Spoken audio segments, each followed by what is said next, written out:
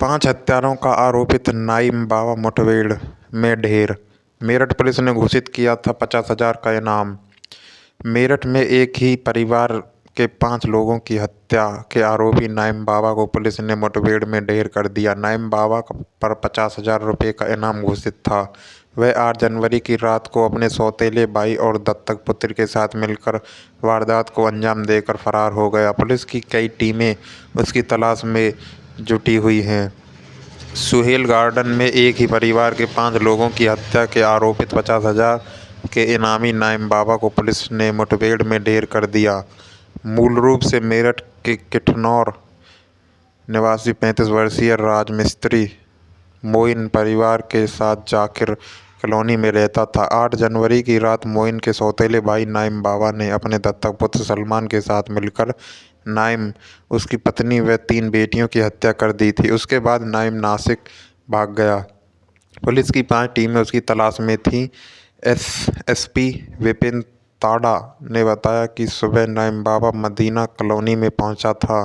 सूचना पर उसकी घेराबंदी की गई तो उसने पुलिस पर फायरिंग की। जवाबी फायरिंग में नाईम बाबा घायल हो गया। उसे उपचार के लिए अस्पताल में ले जाया गया, जहां डॉक्टरों ने मृत घोषित कर दिया था। सुहेल गार्डन में एक बड़े कमरे के घर का नज़ारा देखकर क्रूरता भी कांप गई। शव उठाने वाले पुलिसकर्मियों की हिम्मत भी जवाब दे गई। यही कारण था कि शव उठाने वाली महिला पुलिसकर्मी उल्टियां करने लगी थी। मोइन का परिवार साजिद के एक कमरे के मकान में रह रहा था। कमरा काफ़ी बड़ा था, इसी में एक रसोई थी। यह पूरा परिवार एक साथ सोता था।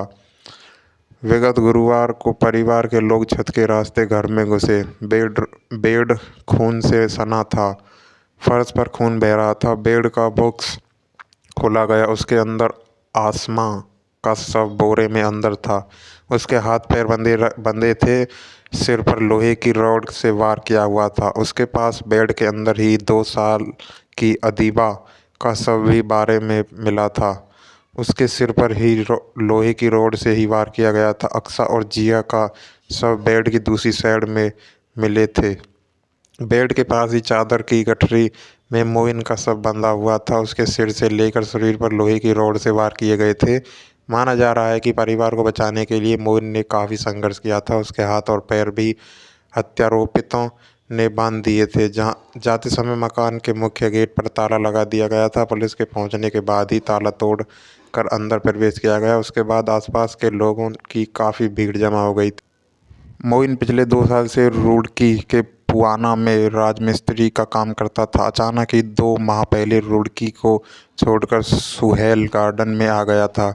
यहाँ पर उसने साजिद का मकान किराए पर लिया। उस मकान से 100 मीटर की दूरी पर एक प्लॉट खरीदा। इस प्लॉट पर अपना मकान बना लिया और बुधवार की शाम तक मकान पर लेटर डाला था। उसके बाद परिवार के लोग घर आ गए और फिर घर का कोई सदस्य नहीं मिला।